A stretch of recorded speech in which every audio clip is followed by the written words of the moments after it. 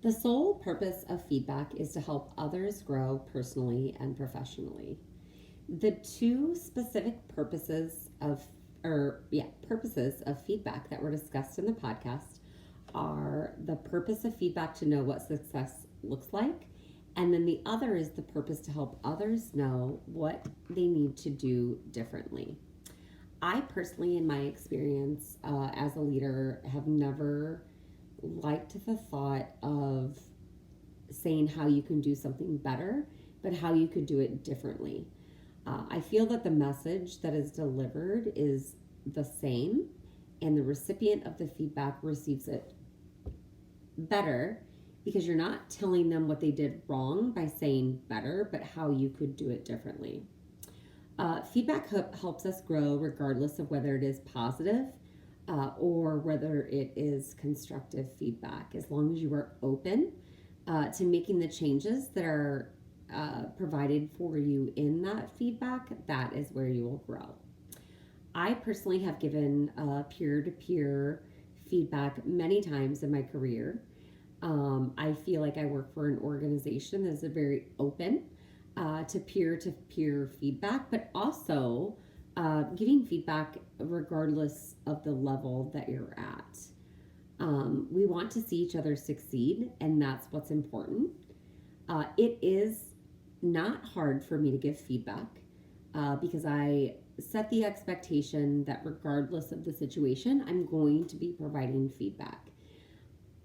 I personally do have a hard time receiving feedback, not because I don't want to hear it.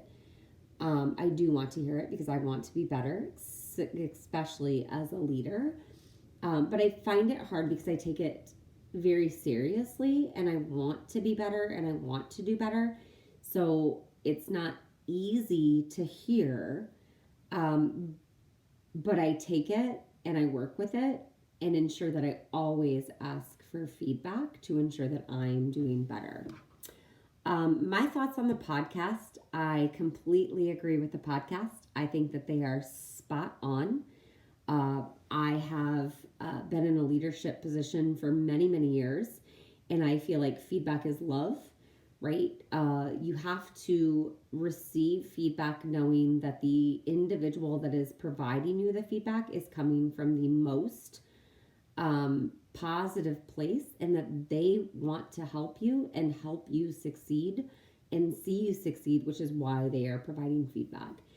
I also believe that if you are not getting feedback, that's because individuals don't want to see you grow. They don't want to help you move forward and be successful. So I completely agree with the information that is shared in the podcast. I also absolutely agree that feedback between peers is positive, as I mentioned. There is a correlation between feedback and behaviors, right? So we already mentioned that you provide positive behavior or positive feedback because you want to see those behaviors continue.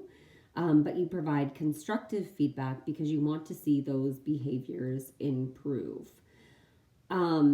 Feedback can definitely go wrong, right? If you don't have a relationship built with somebody before providing feedback or set the stage that you're going to be providing feedback because you're coming from a place, a positive place, it can have a negative connotation.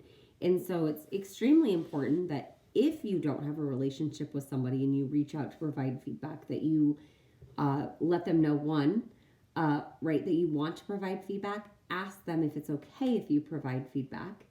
And then also let them know that you're coming from a place of good intentions, that you want to help them. You want to help them improve. So, as much as I love feedback, it is sometimes very hard to hear, especially if it's constructive, right? Because I personally want to be the best that I can be. And hearing that is not always positive. But again, knowing that individuals are coming from a positive place and it's coming from their heart and they want to help you succeed and be better, that's what I continually remind myself of in my career to help me be able to move forward and accept that feedback. Thank you and have a great night.